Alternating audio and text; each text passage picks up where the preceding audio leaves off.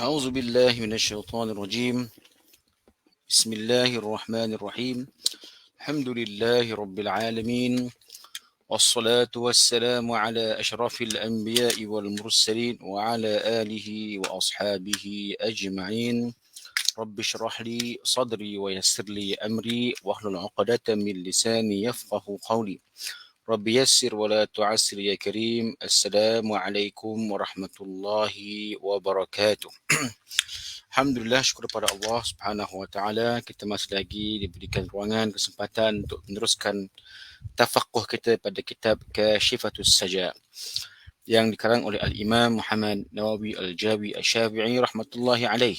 Baik, kita sampai kepada muka surat yang ke-251.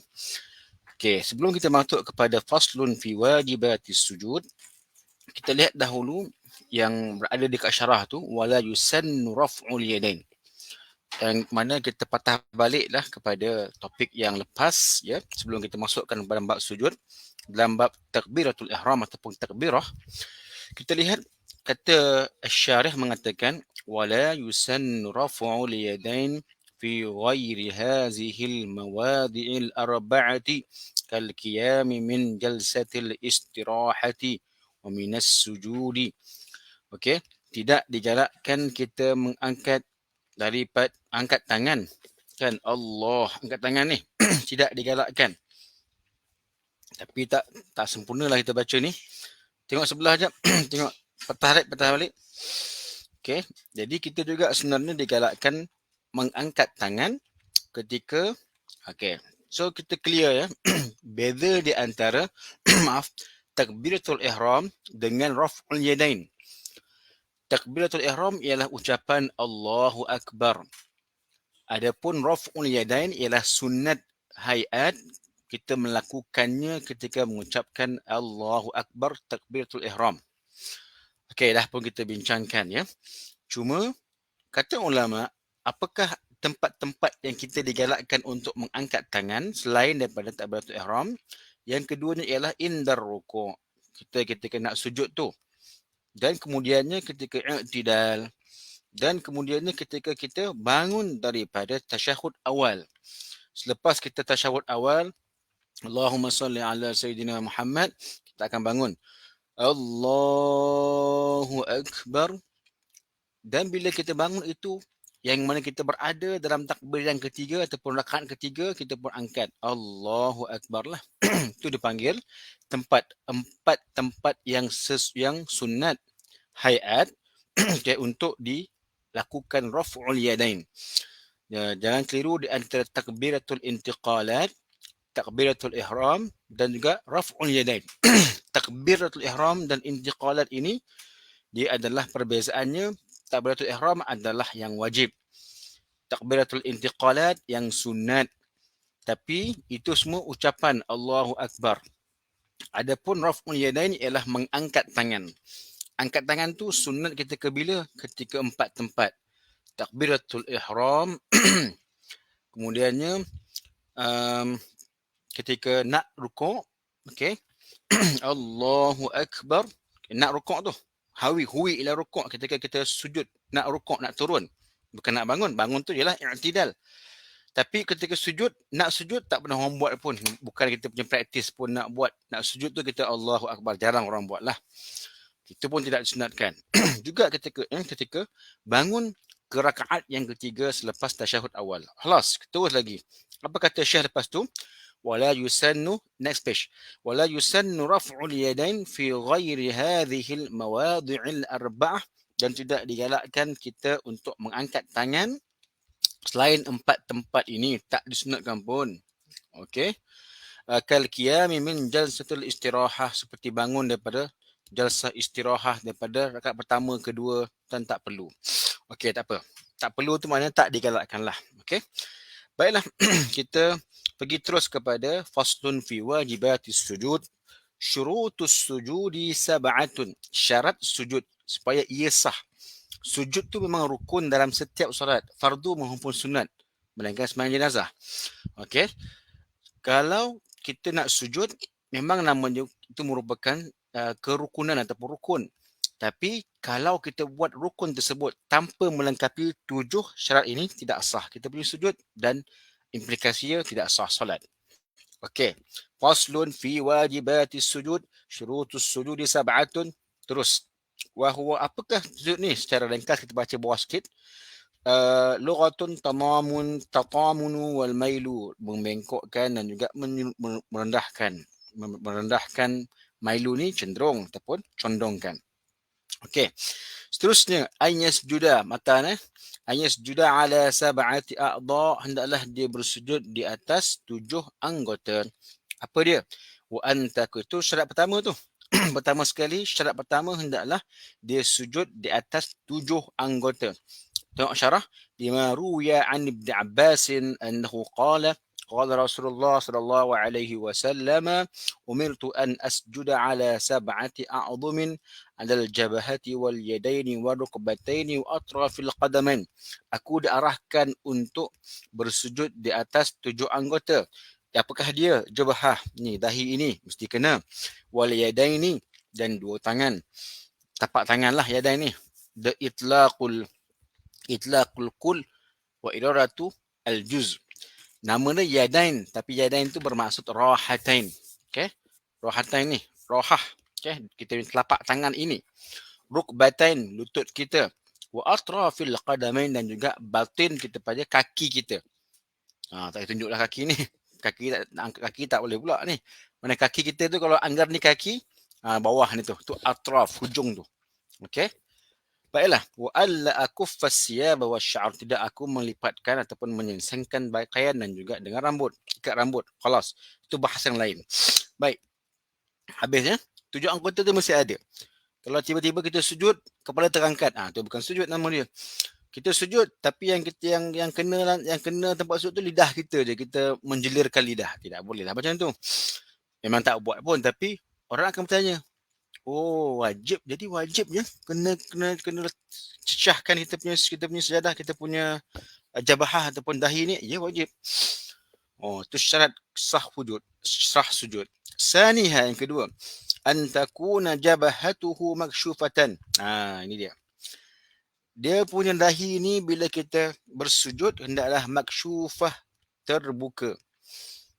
Illa li uzrin. Seperti kalau melainkan uzur. Seperti kawujud sya'rin nabitin fiha, memang ada rambut dekat sini. Takkan kita nak cukur lah setiap kali semayang. Kita cukur, dia tumbuh. Adalah orang macam tu kan. Orang macam tu dimaafkanlah.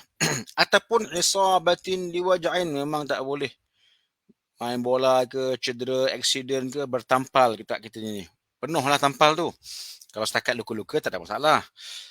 Haitsu syaqqa naz'uha, di mana payah nak cabut. Kan setiap kali semayang nak cabut, nak bersih luka, tak payahlah. So berpakai terus. Wala yu'idu in wada'aha ala tuhrin, dan tak perlu diulangkan lagi. Diulangkan malutnya. Okay. Kalaulah dia meletakkannya, wala yu'idu, dan tak perlu diulangkan solat. Dia solat, tapi ada ikatan dekat situ. Dan semayang dengan cara itu. Ada isabah, ada balutan, ada semen ke apa ke. Dan dia solat. Dan tak perlu diulang sembahyang, itu sah kalau ia meletakkan isabah ataupun balutan itu dalam keadaan berwuduk. Walam yakun tahtaha najasun ghairu ma'fuwin anhu wa illa a'ada. Dan isabah tu pula tak boleh ada najis. Kalau diubuh ubat ni pula najis, pakai isabah, payah macam tu. Itu tidak dimaafkan lah. Yang tak dimaafkan. Wa illa, jika tidak, kalau dia pakai isabah itu dalam keadaan tidak berwuduk. Ini agak bahas yang agak panjang, tapi kita baca buku ni dulu. Pakai isabah tanpa wuduk, ataupun pakai isabah ada wuduk, cuma ubat yang digunakan untuk meletakkan pada luka kita itu, ubat itu ubat yang bernajis, pun juga tidak sah. Arti kata i'adah. Semayang tu wajib, tapi kena i'adah. Wa suqbatin futihat fiha fil insidadil khalqi fayura'i satar. Ini cerita lain pula. Dia uzur lain ialah ada saqbah. Dia manusia yang agak Allah pilih dia ada penyakit berlubang dekat sini. Tutup lubang ni kena pakai balutan lah. Okey. kena pakai balutan. So tak apalah ditutupkan. Awak semayang kenapa tutup awak punya dahi? Oh, saya ada lubang ni, lahi memang ada lubang. Nampak saya punya otak saya. Jadi kalau macam tu memang kena tutup lah. Dan itu dimaafkan. Itu dipanggil uzur lah. Ya. Walau yabisat jildatun fiha hatta thara la yuhissu bima yusibuha suhha sujud 'alayha ولا يكلف إزالتها وإن لم يحصل له من ذلك مشقة. Ini cerita lagi lah yang dia ada lubang sini. Dia pakai balutan. Dah lama sangat pakai balutan sampai basat, mana kering. Luka-luka bawah ataupun lubang-lubang tu dah tak ada lagi lah. Kalau kita cucuk ni, dia berdarah kan. Tapi kalau biar lama-lama dia akan kering. Demikian juga kalau orang yang ada lubang-lubang dia punya anggota dia, lama-lama akan kering lah. Okey. Hatta kalaulah pun dah kering pun, dia boleh je pakai balutan tersebut dan tak perlu nak hilangkan. Walaupun tidak ada masyakkah. Sebab apa? Sebab asal ni memang ada lubang yang perlu ditutupkan. Okey, ini kita kata uzur-uzur yang membolehkan kita ni menutup kita punya dahi. Selain daripada itu, tidak ada masyakkah, tidak ada luka, tidak ada madarrah, memang wajib dibuka kita punya dahi untuk terus directly touch ataupun directly menyentuhi akan tempat sujud kita. Okey? Benda itu perlu dibuatlah dan itu adalah wajib. Itu syurut sujud kalau tidak ada wa illam yakun fiha wa illam yasjud ala jabhatihi yu'tabaru batala salat ataupun yubtilus salat membatalkan dia punya solat. Okey, itu rasanya selesailah. Jadi kalau orang tidak ada uzur, rambutnya begitu panjang, bila dia sujud rambut tu tertutup. Ni biasalah orang-orang dahulu, orang-orang muda lah biasanya rambut panjang kan. Bila dia sujud tu dia tak perasan kot lah rambut dah panjang menau. Bila jatuh rambut tu tertutup keseluruhan dahi, terbuka sikit boleh bincang lagi. Contoh kalau antum tengok, kalau antum perasan, ada para habaib kita kadang dia punya serban dia kan tebal kan, dia turun melurut. Tapi tak ada masalah, sebab apa? Sujud tu bukan nak kena semua, nak kena daripada bawah sampai ke atas, tidak. Cukuplah sedikit pun dah kira memadai. Nanti kita akan lihat, insyaAllah, dia akan ceritakan apakah had yang perlu kena ketika sujud. Tapi kali ni, kesemua tertutup. Langsung tutup dengan rambut yang agak panjang. Ketika itu akan jadi isu. Tak ada uzur, tak ada apa. Tapi kita sujud terhalang oleh rambut kita. Okey. Wa thalisuha, syarat ketiga. Tahamul bi ra'sihi, dia kena tahamul ay fil jubhati faqad duna baqiyatil a'dha. Apa ni? Apa maksud tahamul ni? Wa huwa ay yusiba thiqal ra'sihi mawdi'a sujudihi. Hendaklah bila dia sujud tu ditekankan sedikit. Dia tahamul, bukan dia menahan kepala dia atau bukan dia menahan kepala daripada ketika sujud. Macam bumping pula, bukan. Dia macam biasa sujud, kepala tu letakkan ke tempat sujud dia, maudhi'us sujud, sambil dia tahamul. Keberatan kepala itu diletakkan, disandarkan macam kita rasa rehat. Cuba antum letakkan kepala ke dalam postur bersujud, tapi kita tahan kepala kita. Kita tentu sikit tahan. Itu kita tak tahamul. Tahamul ni kita melepaskan keberatan kepala kita. Lepas bukan tu hempas kepala, tidak. Hempas tu tak perlulah. Ada pula yang letak tekan tu dia tarik pula dahi biar nampak hitam sikit.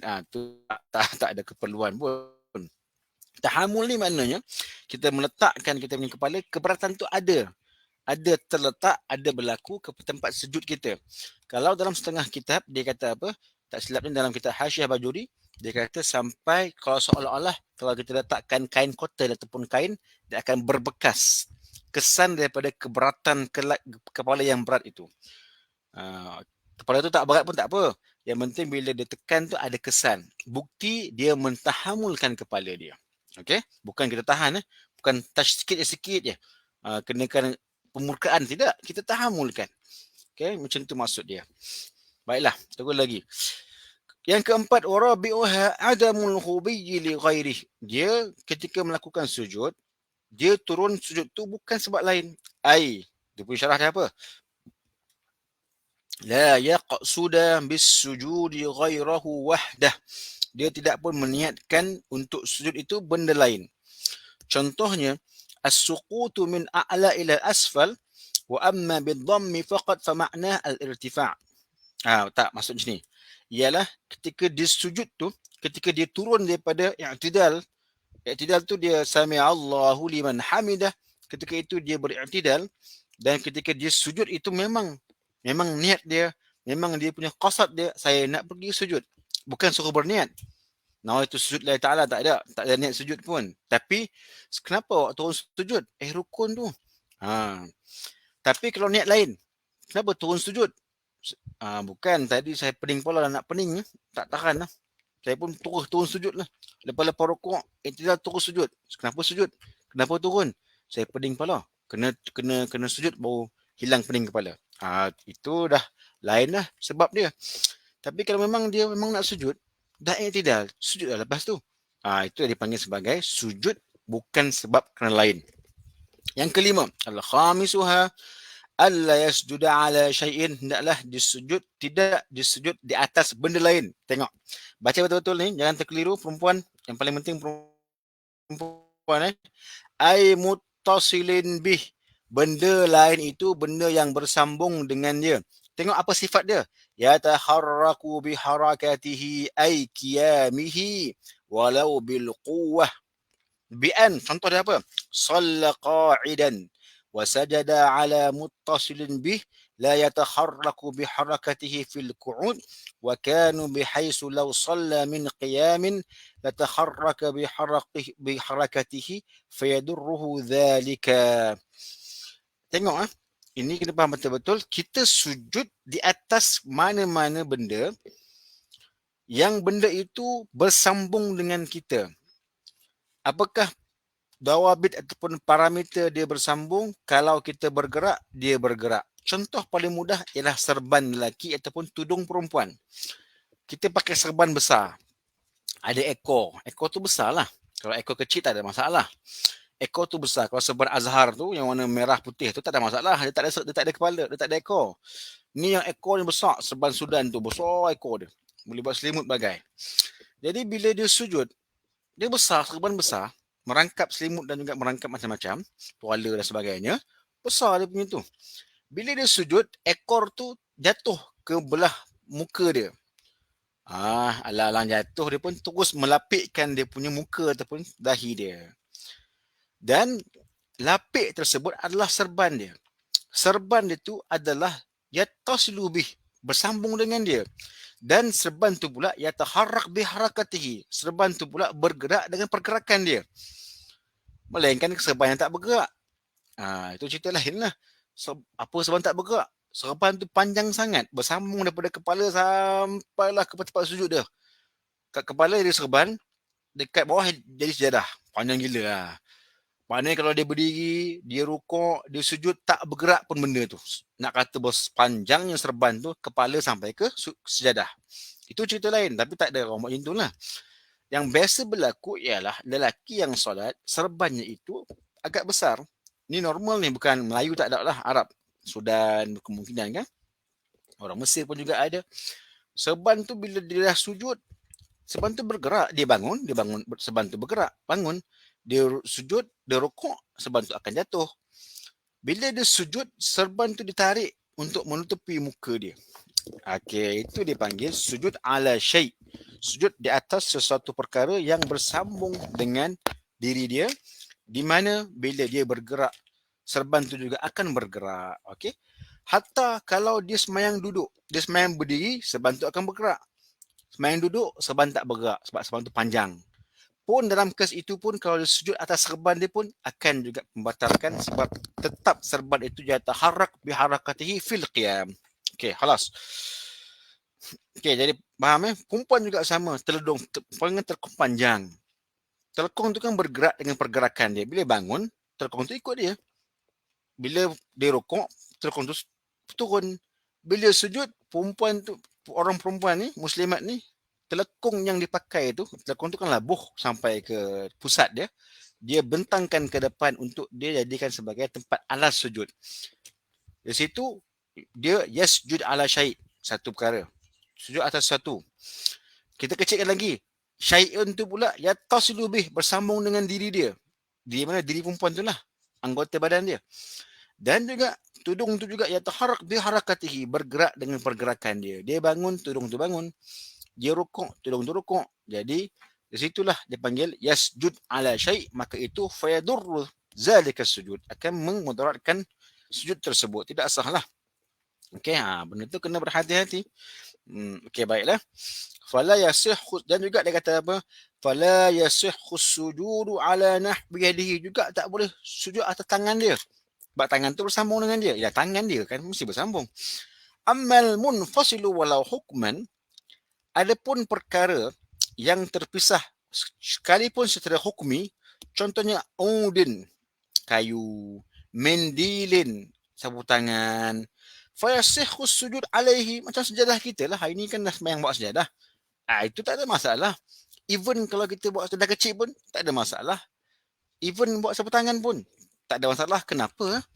Kenapa boleh orang tu sujud di atas sejadah ataupun sapu tangan, tapi tak boleh sujud di atas dia punya serban dia yang panjang tu? Kerana mindil ataupun sapu tangan itu tidak bersambung dengan dia, dan dia pun tetap dekat situ.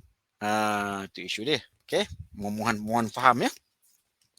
Li'annahu la yu'addu muttasilan fil urf, kerana kayu ke, sejadah ke, sapu tangan ke, tidak dikira benda yang bersambung secara urfi. Okey. Ni yang kata, wa kadza taraf imamatihi at-tawilu jiddan bihaitsu la yataharrak bi harakatihi li'annahu fi hukmil munfasili. Ni tadi itu serban pendek, serban tu besar dah, tapi sampai tahap ni je, sampai tahap dia bahu. Jadi bila dia sujud, dia punya serban tu tutup dia punya dahi, tidak sah, tidak boleh. Tapi kalau serban tu panjang sampai ke kaki dia ataupun sampai ke tempat sujud, panjang sangat, 16 meter. Panjang sungguh. Dia ikat pun bawa pakai 2 meter, pun dah besar lah. Yang baki lagi 14 meter tu sampailah ke kaki, sampai ke tempat imam pun je. Panjang betul dia punya serban dia. Dan dia pun sujud di atas tempat tu.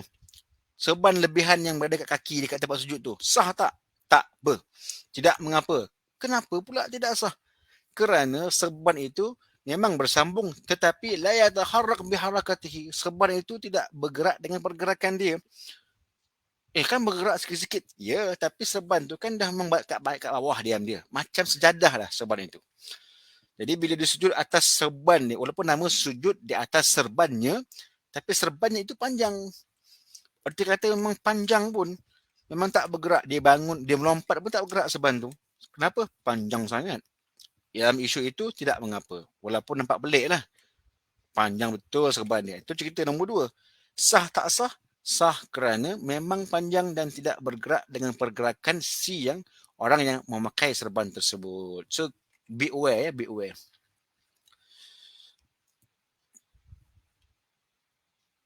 Okey, baiklah. Wasadisuha. Okey, sebentar.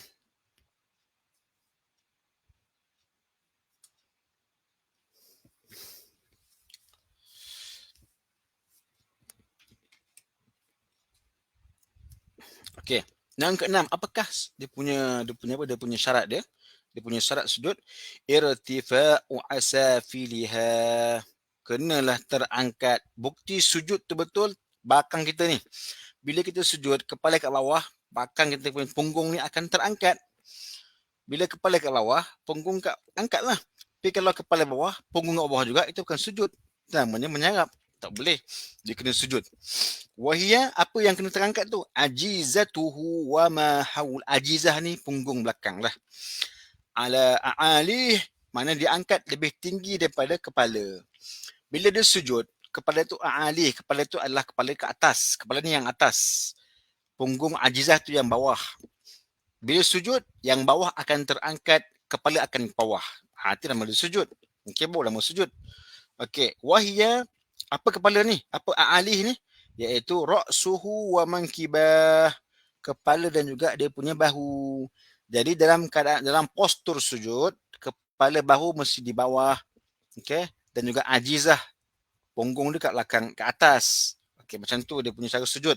Illa idza kana fi safinatin wa lam yatamakkan minhu linahwi mailiha. Melainkanlah kita solat tapi berada dalam kapal ataupun kenderaan yang tak membolehkan kita stabil macam tu. Kita sujud terbolek. Kita sujud bergerak tu dah terbalik kita ke atas, bungkung ke bawah yang macam ni. Kalau macam tu macam mana? Fayusalli ala halihi wa yu'id. Kalau macam tu semayanglah macam mana keadaan sekalipun tapi kena i'adah. Li'annahu uzrun nadir, itu uzur yang jarang-jarang berlaku. Okey? Baiklah. Okey, tapi dia kata bikhilaf, baca bawah tu syarah, law kana bihi illatun la yumkinu ma'ha sujud. Dia ada penyakit, dia ada illah, ada halangan yang tidak memungkinkan dia untuk melakukan sujud. Kalau macam tu lah punya cerita, la i'adatalah. Yang hari ni tengok orang sembahyang dekat masjid kan, pakai kerusi. Dia sembahyang berdiri, rukuk cantik, bab sujud dia turun duduk atas kursi. Lutut sakit lah, macam-macam alasan lah. Macam tu, la i'adah lah. La i'adah alaih. Tak apalah. Tak boleh sujud dah. Okey. Wa kadzal khubla, juga orang yang mengandung, iza syaqqa ala hadzalik, kalau payah sangat perut dah besar. Kalau sujud berat, takut terus tergolek kan. Fatusalli wa la tu'id, sembahyang macam biasa apa yang boleh. Sujud tu boleh gantikan cara yang paling mudah untuk kita. Wala tu'id, dan tidak perlu diulangkan sembahyang tersebut. Okey. وكذا ما لو طال أنفه وصار يمنعه من وضع الجبهة على الأرض مثلا. Macam ekstrim contoh ni. Juga seperti orang yang kalau hidung ni panjang sangat, Allah, panjang hidung, panjang gila. Dia tak sujud, tercacak, tak boleh pegang dahi. Jenuh nak menggali untuk mengenai dahi, tak perlulah. Saya boleh sujud tapi saya kena buat lubang kat saya punya hidung. Masuk parking baru sampai dahi saya. Tak payahlah. Tak payah lagu tu lah. Semayang macam biasa. Apa yang boleh tu boleh lah. Dimaafkanlah. Itu halangan secara khilqah kejadian kita kan. Buat macam mana? Okey. Yang ketujuh, wasabi'uha tama'ninatu fi tama'ninah. Macam mana tama'ninah ni? Tama'ninah ketika sujud. Tahulah kita kan. Tunduk seketika lah. Dengan kadar tertentu. Okey. Dengan kadar yang lebih katanya subhanallah. Membuktikan kita ada tama'ninah ketika itu. Maka habislah dia. Sikit lagi kita baca sikit. A'dha khatimatun fi dhikri a'dha'is sujud. Penutupnya dalam menceritakan khatimah, anggota sujud itu ada 7. Al-jabhatu wa butunul kaffain wa rukbatain, telah pun kita bincangkan. Okey. Jadi jubhah tu kita tahu apa dia. Wa hadduhu tulan. Dia punya panjang dan tul ni antara ni lah. Ni kita punya ni panjang dia. Baik dia punya ardan lebar dia di antara sada'ain ni sadak. Tepi ni sadak. Di antara dua sadak ni itu dia punya lebar dia. Ma baina manabiti sya'ra ar-ra's wal hajibain, di antara tempat tumbuhnya rambut. Okey. Sampailah kepada hajib. Ni hajib kita punya kening. Itu semua dipanggil teritori ataupun kawasan, ataupun itu merupakan kawasan untuk bersujud. Okey. Tapi terkeluar daripada kawasan itu apa dia? Dia panggil tepi ataupun pipi. Itu bukan jawhah, itu bukan dahi lah. Okey. Jadi nak kirakan mana poin-poin untuk bersujud. 2, 3. Wasani wasalisu butunul kaffain. Butunul kaffain ni dalam telapak tangan kita lah. Yang kudu massuhu wudu'a, yang membatalkan wuduk kalau kita menyentuh zakar ataupun farash, ya, batal. Kalau ini bukan butun. Kita semayang, kita sujud sedemikian, tangan kita letak macam ni. Allahu Akbar, letak atas kita punya sejadah. Apa hukum dia? Tidak sah lah, sebab itu bukan butun dan kafain. Rukbatain, lutut kita lah. Mifsalu ma baina atrafil fakhidh wa 'alis saq. Apakah itu lutut? Diterangkan juga, iaitu sendi yang menyambungkan di antara hujung peha kita dan juga dengan puncak ataupun awal ataupun atas kita punya betis. Itu dipanggil sebagai lutut.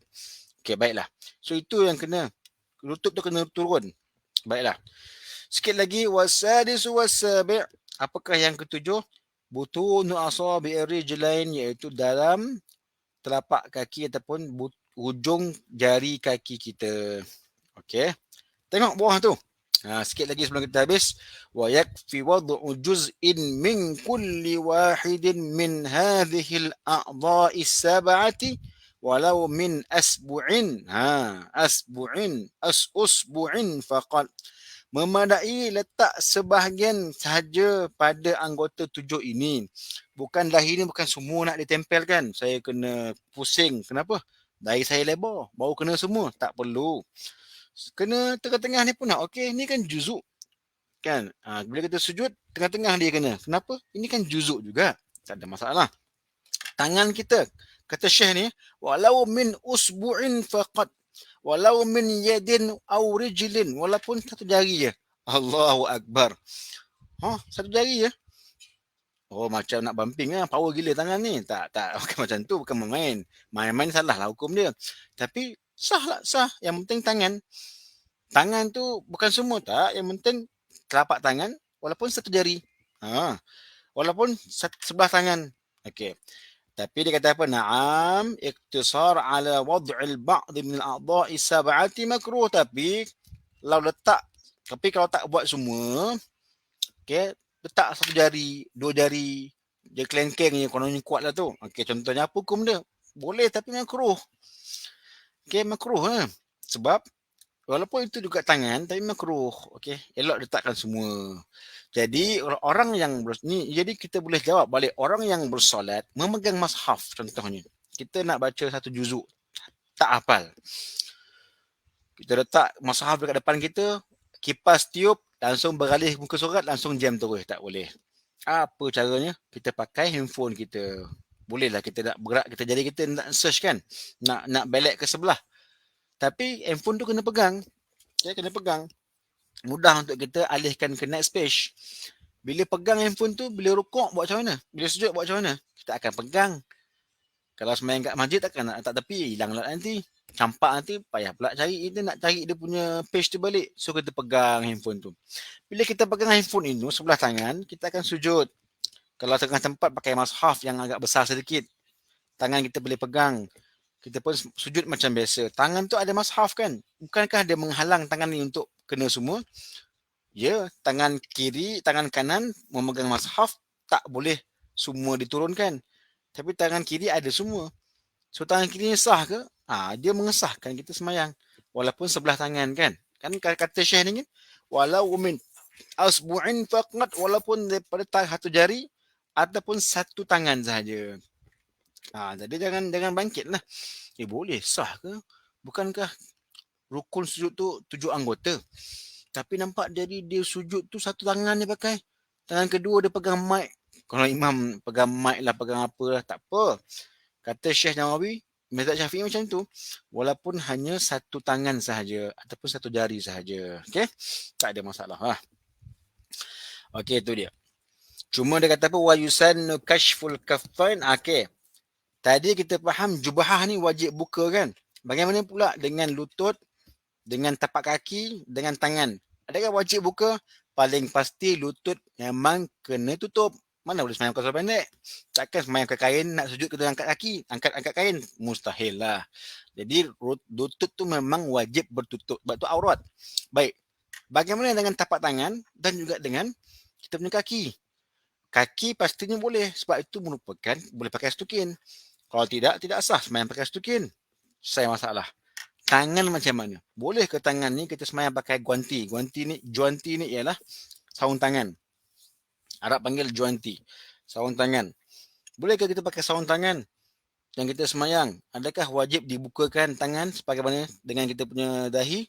Jawapannya tidak. Cuma sunat sahaja dibukakan tapak tangan. Okey, tak ada isu lah.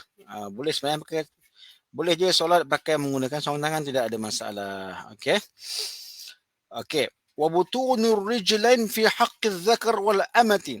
Dan juga boleh buka kaki, harus buka, sunat buka kaki bagi zakar lelaki dan juga amah perempuan lah, hamba perempuan. Wa amma ghairuhuma, tapi selain daripada mereka berdua, siapa dah? Perempuan lah, siapa lagi? Laki boleh buka tapak tangan. Laki boleh buka dia punya kaki. Selain daripada laki dengan amah, siapa lagi? Perempuan lah. LGBT tak ada situ. Tak boleh. Wa amma ghairuhuma, selain daripada laki dan juga amah, hamba perempuan, memang wajib tutup tapak tangan wajib tutup kaki. Satruha, ha tu pada apa? Ha tu kembali kepada butunir rijlain. Okey. Wa yukrahu kashfur raqbatain lidzakar wal amah. Makruh membuka lutut bagi zakar dan amah.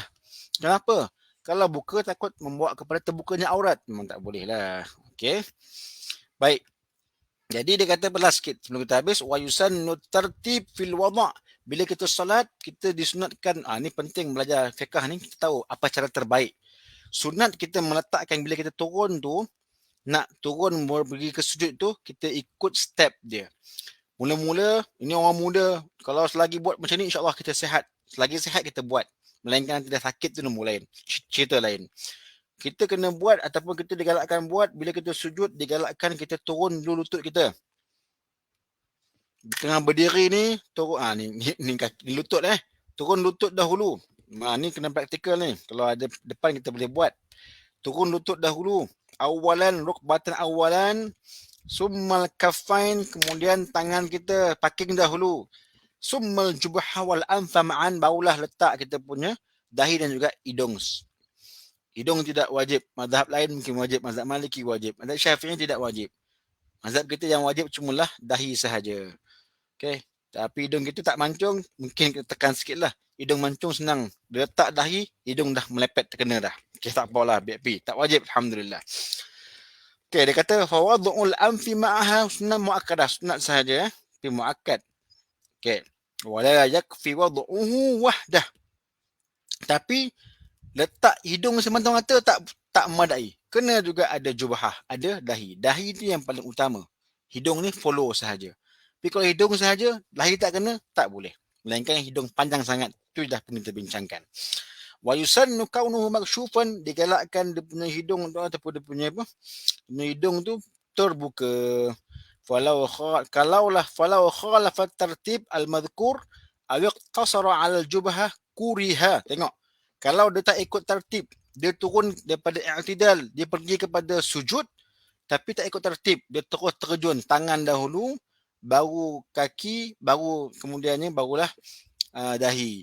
Sedangkan yang step yang paling sunnah ialah turun dulu dia punya kaki ataupun dia punya lutut, tangan dan juga dahi. Ini tak terus. Tangan dulu terjun untuk siap. Dia malah bengkok kaki. Terjun ke pakai tangan dulu, baru lutut, baru dahi. Yang paling ganas terjun terus kepala dulu. Yang ada pacak dia panggil. Pacak kepala dulu, baru tangan, baru kaki. Mungkin dia hebat kot. Pun namanya apa? Kuriha. Makruh. Elok yang paling senang-senang lah. Kan? Elok yang senang-senang je.